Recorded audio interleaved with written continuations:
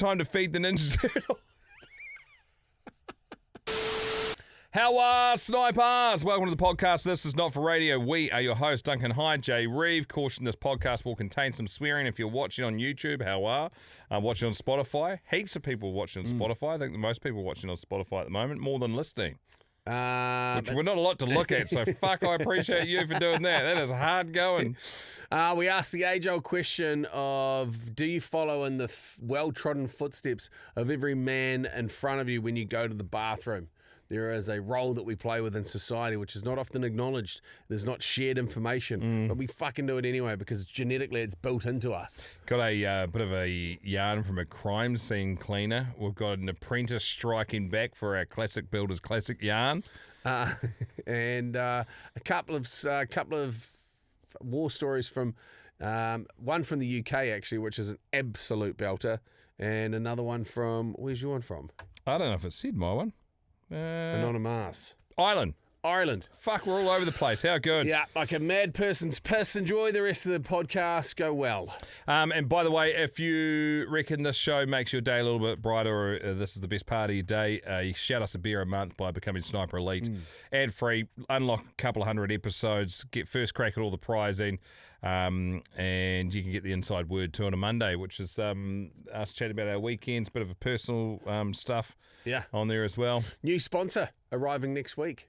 Dun, dun, dun. And not great. Classic Builders aren't going anywhere, but there's just another one in the mix too, which is exciting. So thank you to all the new people that have become Sniper Elite. We've seen your messages, and we appreciate each and every one of you. We really, really, really, really do. Let's get into it. Not For Radio with Jay and Dunc. The best thing to happen when two men came together since Elton John's wedding. Not For Radio comes to you thanks to Classic Builders, 30 years, thousands of homes, and still run by people who care about doing it right. Attention snipers, gear up and hold your positions. It's time to load up some war stories, your tales from the front line, brought to life. Prepare to fire. This one is from Luke in the UK. Way back when I was running a fabricator shop, we had 6 guys running welders and alligator saws and everything in between. Yeah. Enter Jeff. He was a spitting image to Walter White from Breaking Bad, but mad enough to ride a 1000cc bike and loved to fuck with the police. It was a quiet day in the shop with just me and Jeff toiling away, and I had the bright idea to fill a rubble sack with acetylene and oxygen and tuck it under his bench. Oh, shit. Here we go. This sack was easily 30 litres and throbbing as I had it filled to the absolute brim. I've disappeared for lunch, and after my kebab, I'd gone back to work only to discover he'd started working again. Now, a little context for you here. These benches are made from 3mm steel sheets and 2mm thick-walled box section, and his bench was easily 4 metres by 5 metres. I'd slowly backed away, expecting the bag to hiss and deflate, but fuck me senseless. Jeff was on top of the bench as the sparks from the welder found this bag, and with a fucking gigantic bang that made my vision go grey, I saw the bench come off the ground about 2.5 feet, and Jeff was thrown about 5 metres away. Fuck, poor Jeff. His first reaction was to check the gas bottle normally found on MIG welders, and only to find out it hadn't exploded. He cast his eyes around the room and caught me. The dust falling from the rafters was the only thing I saw until Jeff emerged swearing, sweating, and brandishing a hammer. Here we go. Someone's about to get a whole plate full of justice. Moral of the story, remove any hand tools that can be used as a weapon from the vicinity of your unsuspecting victim. Go well, go long, and up the wires. Oh my gosh. Shit, that would have made a bang. Just skimmed over the fact that he got hammered by his workmate. Got a claw hammered. Be worse, be one of those engineering ones. They're even heavier than a claw hammer. A ball pen hammer. One of those ones with no fucking claw on the end of it. Oh, shit. That would have made such a big boom. Have you seen those things go? Nah. Oh, let me find one of those for you. You carry on, and I'll find you in a acetylene oxygen balloon blowing up. I'm sure I've seen one when a guy working on a car has one pop in his back and behind him. Okay, here we go. Warning, this podcast may cause unintentional projectile shitting. Not for radio, with Jay and Dunc. This one from Sam Norris. Other ways that you can say you need to go poo. What's your funny way of saying it? Serve them up. What do we got? Here we go. Funny ways of saying you need to go poo. This from Ross Jerem. I've got a fart towing a trailer. This from Kimberly Bentley. Heard someone say I'm going to bomb the Porcelain Harbour instead of Pearl Harbour the other day. I'm still laughing over it. Michael Ziegler. I'm off to negotiate a hostage release. Matthew Chase Simpson. I'm going to unpack the fudge. Renzo Beard. Time to feed the Ninja Turtle.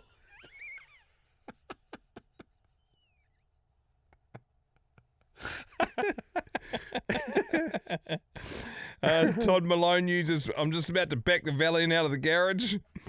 Carl Horton, I'm going to download a brown load. And this one from Tony Steele. When you're really busted, you can say, I've got a 1/2-inch grip on an 8-inch turd.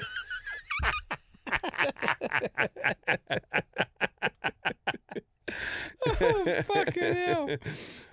Oh, they're great. Jeez, you guys are the best. I love those ones. And we probably don't do enough of those ones when you guys, someone starts a thread on the Sniper's Nightmare Facebook group. Oh, they go and like they peel clappers. through. So we will aim to do more of those in the future because they're always just quick wins. Fucking Okay. outstanding. So this, I'll just chuck this in here. This is the detonation of oxyacetylene mixture in a bag. There's our fearless leader. Fucking hell. Here we go. There's probably 3-4 cubic feet of oxygen and acetylene waiting to be free as hydrocarbons. He's too close. Get away from it. Fuck, here we go. All right, it's Get away. lit. Oh, shit. So that's exactly what would have happened to that bloke underneath him. Fuck, no wonder he went for the hammer. Jeez. Okay, so what do you I need would to do? have put the workman into a lathe. Dude, that's a terrible video to watch. Though. That friggin' Russian video, you can't unsee that. I reckon I've got under 10 videos that I wish I'd never seen. Yeah. That's one of them. I mean, we've chatted about them before on the podcast many episodes ago, so we won't go through them to remind people of all those, but fuck, there's a few away. That one there, you go, didn't need to see that. Just Fuck it. Just pink mist and a pair of overalls. It's this workmate that comes in and puts his hands And you on go, his oh, jeez, I don't know if we can put Humpty Dumpty back together again today. Fucking hell. Definitely made me want to stay the fuck away from lathes. I remember my granddad, because he had a wood lathe in the garage. It was a prick of a thing to get rid of after he died. Just fuck, that's so heavy. Yeah. And he'd have all these lumps of silver birch in the garage, and he'd turn them into bowls and shit. And it was just basically an excuse for him to be able to go and drink in the shed, all his fucking homebrew and stuff. Yeah. He made this real badass, like I say, badass in a bad way, Black Boy Peach wine. Oh. Fuck, not good. It was basically like drinking vinegar, but it was alcohol. But he was one of those people that like, he'd be like, oh, it's not that bad, and he wouldn't let it go to waste, so he would drink it anyway. So he'd drink basically like red wine vinegar, basically with alcohol in it. Shit. And then he'd also drink homebrew, and forever be trying to get anybody that comes over to his house to drink his homebrew. But you know, back in the day, homebrew was fucking terrible. They didn't sterilize his shit properly. Yeah. And so he'd pour it out and it'd just be all bubbles, and he'd have like 5 jugs on the go waiting for the bubbles to drip down, and then he'd be watering it down and shit to give to people, take the bite out of it and stuff, just to fuck up. Anyway, so he would be out there in his lathe making all the shit. He'd come in for Smoko, and Grandma would be making some Sammies and stuff, and I've only just now clocked why all of his fucking shirts are ripped around the cuffs, because they were getting caught in the fucking lathe. And he could have been an old mate Russian dude, just sucked into it. No one would have known. Yeah, it's gnarly. I was watching this off the back of the Black Caps playing England in that test, which to win one. That's the 4th time we've won. Yeah, which is unreal. Anyway, pump for the boys. Congrats. England were going so fucking sick, and then baseball was working, and then it's not, and now everyone's obviously going to be like, fuck, you're gone, mate. I can take Baz out of the test cricket. Let him focus on the short ball stuff. Yeah, Baz McCullum is an absolute weapon, and one hell of a way to retire too for Stokes. He's been the absolute. He's like a fucking U-boat equivalent for us as a New Zealand as a cricket team. Oh yeah, he just turns up and fucks everything for us. Just is a real toughie. Ben Stokes on a good day. Hard to beat anywhere in the history of world cricket because he's a fucking all-rounder. He can do everything. Yeah, he was one of the players that they're saying a player of a generation player. You know, yeah, like one of those ones easily. You just know him for 100 years. He'll live because you got like Tendulkar and stuff. Didn't bowl. Like there's other names you think of. Yeah, he does both. Like Chris Ken's like maybe kind of close. Yeah, Kane Williamson, he'd be in the mixer. He hardly bowled and batted. Bowled a little bit. Yeah. No, Stokes, he's a weapon. Absolute weapon. I can see why you'd want to give up Test cricket, though. Fuck, it's a lot of time standing in the outfield. Yeah. But I was basically the point that I was trying to make is there's a Sri Lankan guy that was making these bats, and he just had them on this fucking open bandsaw, and he'd have the handle into a block of wood, and he's just feeding this thing through and shaping it up, and shit, he's good. Like, a couple of pencil lines and mainly giving it the ichrometer, just chips out the major form of the bat. And the hand that, like, there's no fucking stick to push through with.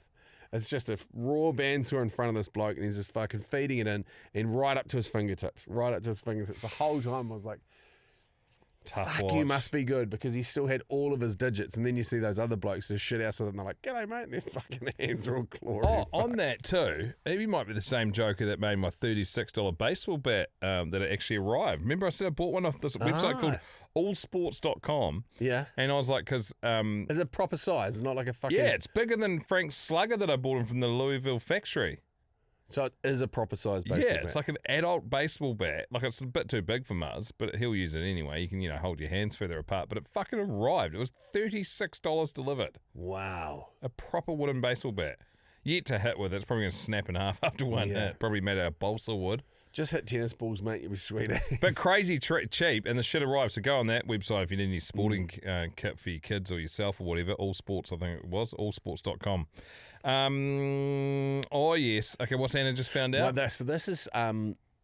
she was sent something from one of her friends, and she goes, "You're kidding, have a look at this," and watched it. And it was a girl asking her boyfriend, and it was a stand-up comedian, when guys go to the toilet, when you go into a seated situation, like a fucking toilet bowl, like a normal toilet, not a urinal, and you're going for a piss, and if you see a skid mark on the bowl, what is the reaction that you make?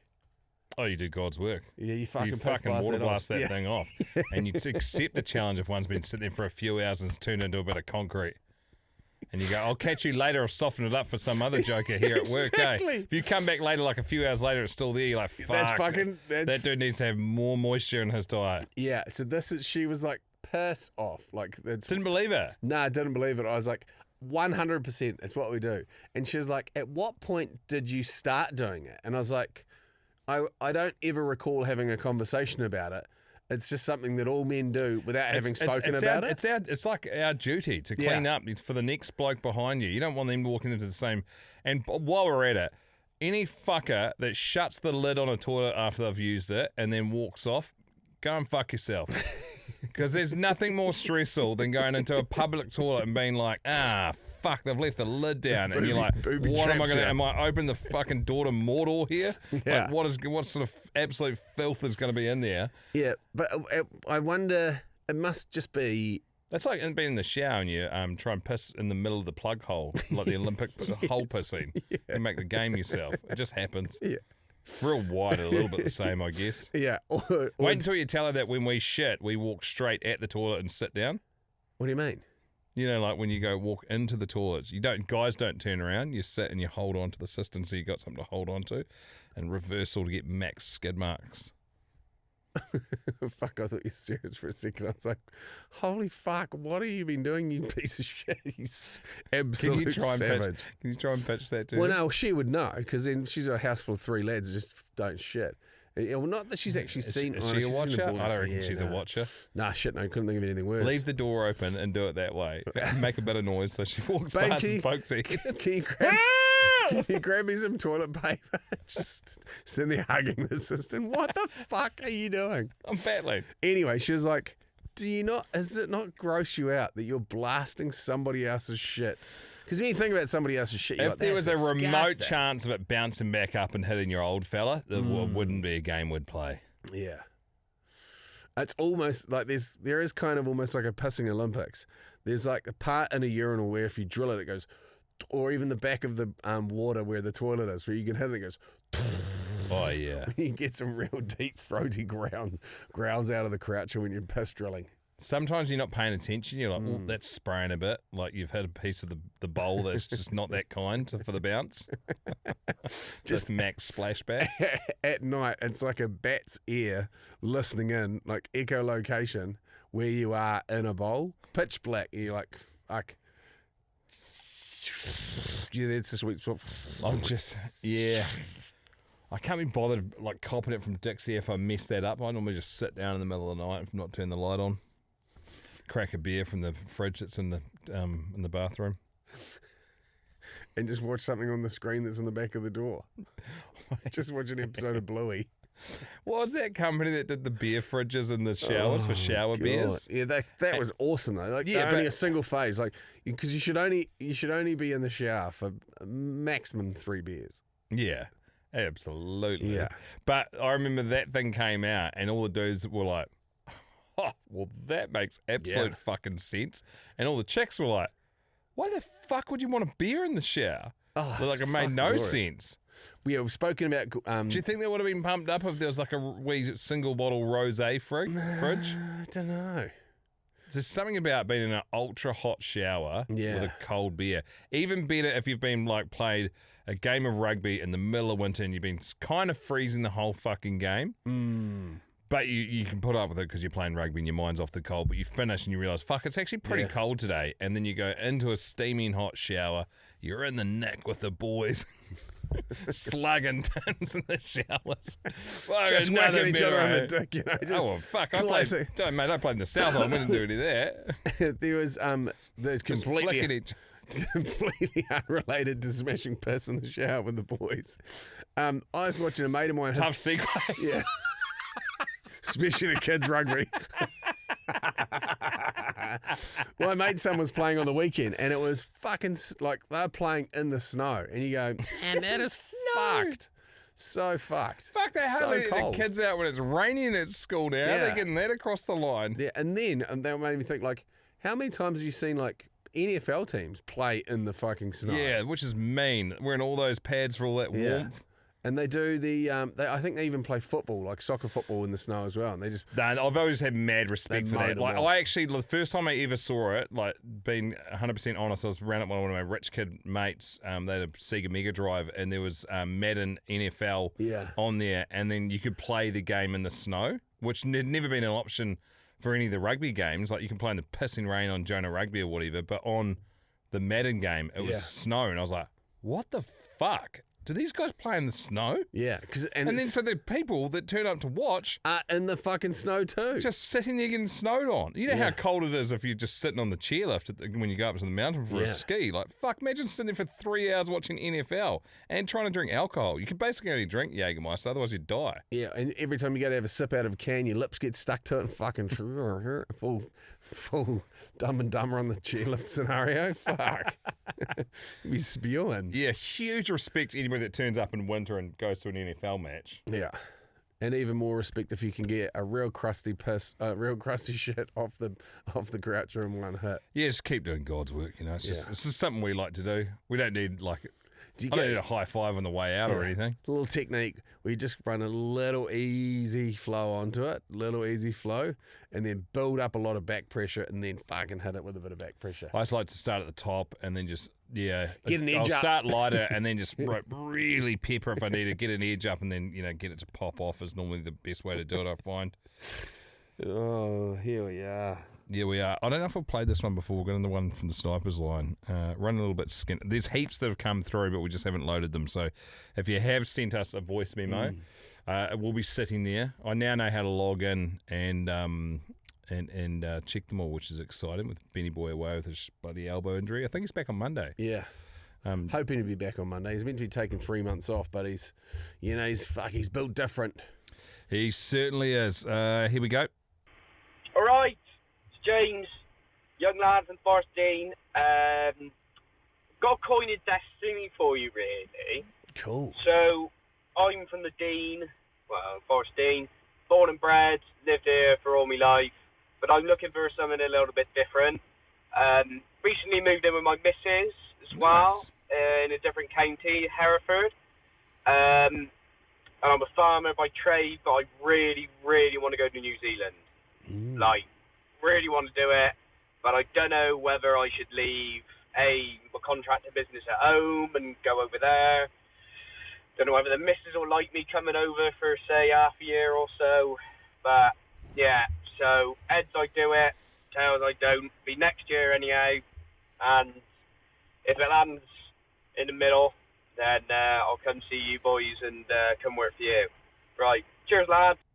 On that, there is a large number. So this is, for those unfamiliar with the geography of how New Zealand's set up, I'll do you a little hand mappy here thing. So this is the North Island, this is the South Island here. Dunc's from basically this part of the South Island, which is Canterbury, massive big farming community, probably the biggest farming part of New Zealand, would you say? That Canterbury and Southland? Yeah, well, Southland and Waikato is massive the old as well. Waka Ching Ching's pretty big as well, I suppose. Three big main areas of farming in New Zealand, but pockets of farm. You can farm the whole lot for the most part. Top to bottom, there's farming. But anyway, your buddy, Chief, is he the only one that's got a contracting company? No, there's a few in the area. Yeah, so you've got mates that have got contracting businesses. There's so many people that hit me up and go, hey, are there any fucking driving jobs over there? And I was like, well, there must, because he must get, this is something probably that we should have a conversation with off the podcast, but there's a large number of people that want to come out and drive here. And if they're any good, Chief's got the top tier.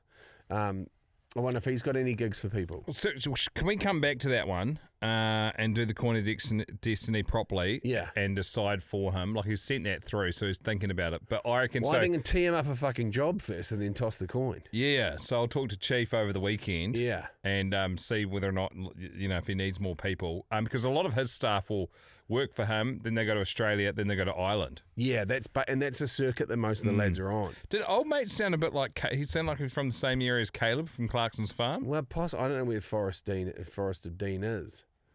It sounds like just down the road from Diddley Squat. Do you know how fucking good's this in that new series of Clarkson's farm? When Caleb says that he'd never been in a tunnel before. Fucking hell. He's like got three kids. He's 32 and he's never been in a He was fucking tunnel. panicking because he's like, do they get air in there?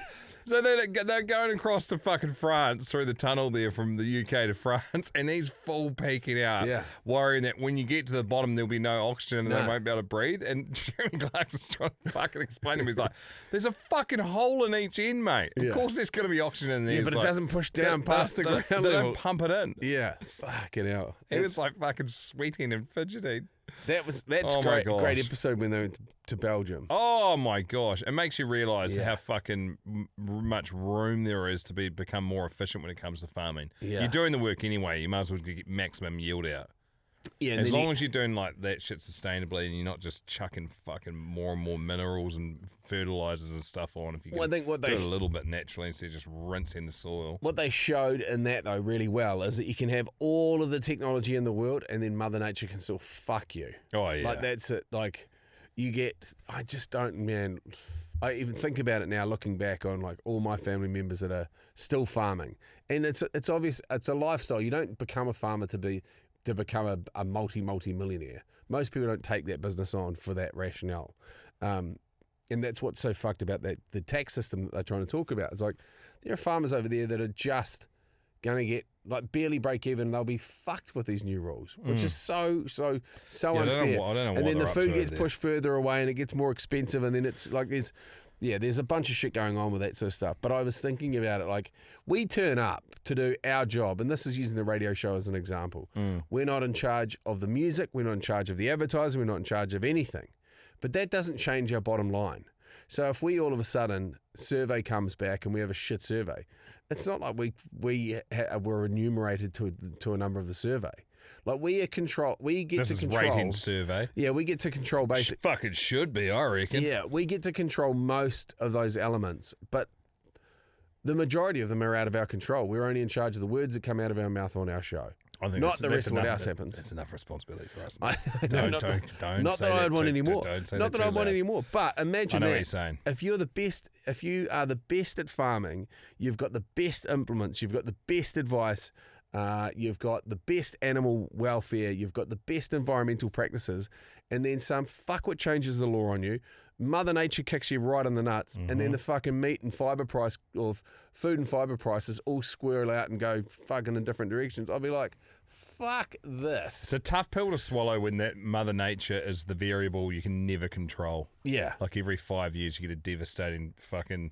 So it's like 20% of the time you're just getting completely fucked over by Mother Nature. Or the cow it that- seems to be getting worse too. Or the cow that's in calf with twins, who's inconclusively suspected of having TB, then goes to slaughter. They do an autopsy, doesn't have TB. Yeah. So you fucking lose three animals effectively. Yep. Yeah. Yeah. Fucking tough gig. It's a I Mad think respect to anybody that does it. it's a much cleaner, clearer cut system here in New Zealand, I think, than it is over in the UK. It has to be. It's Yeah. 40% of our economy. Yeah. That's wild. why we look after them. Not enough. We should look after them more. There's still work to do there. Yeah. I'm Anywho, going to do. couple of townies just having a fucking chirp here from our fucking comfy studio. Oh, we see you though. We Yeah. see you. I'm going to do a yarn from a crime scene cleaner, and then we'll finish with the classic builders classic yarn for this week. We're doing 2, I think, just because. Not for radio with Jay and Dunc. Yummy. This bloke here is a crime scene cleaner. Found him on the internet, and thought we should. I only watched the first 15 seconds, so I'm going in blind. This could be fucking horrific, but whatever. This is the podcast for it. Back when I was a crime scene cleaner, there were quite a few stories that I didn't want to tell lest I maybe lose my job or See, here, make my you got company me? look bad, but I don't give a shit about that now. My so man. I'm going to tell you about this time that was probably the grossest call I've ever been on, but like not because of the gore or the actual incident that happened. So this lady, we'll call her Deb, 'Cause that's her her fucking neighbor name. upstairs had died. And a different company came and cleaned that, and everything was supposed to be good. No, it wasn't. Deb had noticed a smell lingering after the people had came, and she gave it a week or two, still smelled it, and then this spot started to grow on her ceiling. And at first it was just like a little spot, a little dark brown spot, but then it started to grow, and the smell started to get worse, so she called me.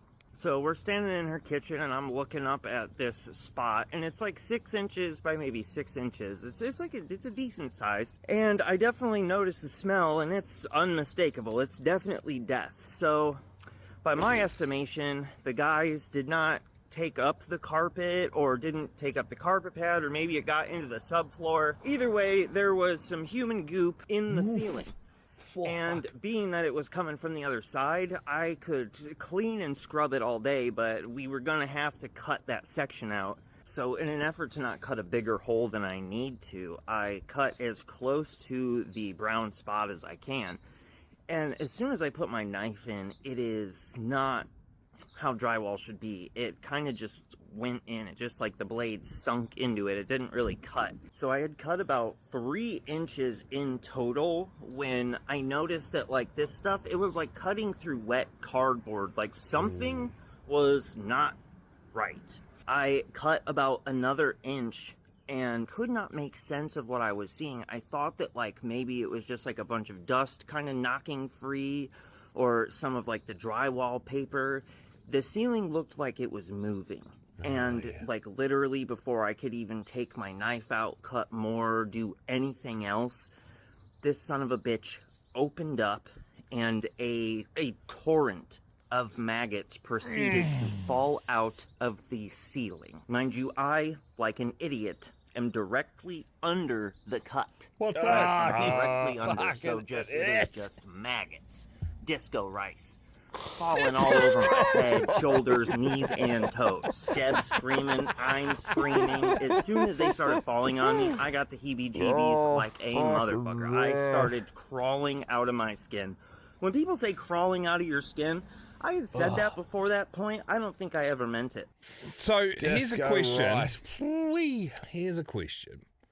How do the maggots get in there? So flies get in there, then they So you reckon the flies have gone through the floorboards? Well, they would have turned up to the shitty body, and they would have probably crawled through any spaces, and well, there might have been gaps in the floorboards or whatever they got through into the subfloor. Well, that was fucking grim. Let's do a classic yarn. Classic yarn to finish off on. This is the Classic Builders Classic Yarn. What have we got here? Short and sweet to finish off. Congratulations, Chris O'Riordan. How to ruin someone's day with a mousetrap. Quick story for you. From Ireland, back in 2009 when I was an apprentice mechanic, we had mice living in the garage. My boss's brother was a foreman, and we'll call him Dave because that's his fucking name. Anyway, Dave was a bit of a dick and often treated me like a child. As I was the apprentice, it was my job to bait some mousetraps and catch them all. One day, Dave was being a major arsehole, and when cleaning, I found a dead mouse in the trap and said to myself, fuck him. I know he's afraid of mice. Said nothing. Hang on. Where is it? Oh, yeah. So, when he was on a test drive, I opened the top drawer of his toolbox and placed said mouse on the top of his box of cigarettes and closed it. Said nothing, and later on he opened the drawer, and without looking, he went to pick up the cigarettes instead of picking up the mouse. Well, he fucking screamed. Threw the dead mouse in the air and ran. He then refused to smoke the box of cigarettes, even though they hadn't been opened. So guess what? I got a free box of cigarettes. So I was delighted because I earned fuck all as an apprentice. Needless to say, everyone else thought it was hilarious, almost wetting ourselves, and he wasn't as much of a dick to me after that. Well done. That is a classic yarn. Well played. Well played. I love hearing apprentices have a bit of a win, eh? You know, they quite often just get walked all over. Or the one that quits the job and just throws a bloody live grenade back in behind them, eh? Like, you'll find that later, arseholes. Like the person that left our work and stuck a piece of steak in a Glad bag and put it in the roof for us to find 3 months later and turned to like fucking a green goop. It was pretty grim. The place kicking the main sewage outlets, you know, they get the same sewage pipe, which is about, I don't know how it is, fuck it, maybe whatever, 150 mils. Caps. Yeah, whatever, yeah. And they just put two offcuts next to it. So one of them's concreted into the fucking middle of the floor. Yes. And the ones either side just get booted and they fucking fold the bottom half of the leg off. I am yet to find that to get old yet. Yeah. I'll watch that every time. That'll do. Whatever you're up to for the weekend, have an amazing one. We still bloody love doing this podcast. Yes. We appreciate each and every one of you for listening. Plenty of exciting stuff on the horizon, which keeps us hungry, which is nice. More of the same this weekend, I reckon. Bit of rugby, bit of cooking up a feed, buddy. Oh, and you know what I'm doing this weekend? What? Went to local hardware store this morning and got all the stuff I needed to make an area to buy another spa pool. Hey! Get a second hand, though. I'm not being mug and paying brand new. Nice. Bit of human soup with a little crock pot. That's it, mate. So that's the job this weekend. Dig that out, put some Gap 20 down, put some pavers down on top of it, and get it all boxed out and stuff. So hopefully... next week. Good shit. I'm hopefully going to be able to move something in, move myself or something into my garage after I tidy up this weekend. Oh, that was me last weekend. A whole weekend in the garage was awesome. Yeah. Garage beers. Fuck yeah. Just space where no one else will want to go except for me. Have a great rest of your day, and like I said, an awesome weekend as well. We will be back on Monday with the Sniper Elite episode, and once again, massive thanks to our show sponsors. Not for radio with Jay and Dunc. May contain traces of nuts. Classic Builders are a national builder with proper local know-how and offer flexible pathways as well, from straightforward house and land packages through to a full custom design and build. Next time you catch yourself scrolling property listings at midnight, maybe add Classic Builders to the plan as well. Go well, go long, and up the waz! You've been listening to Jay and Dunc's Not for Radio podcast. Thanks for listening. I hope to see you soon.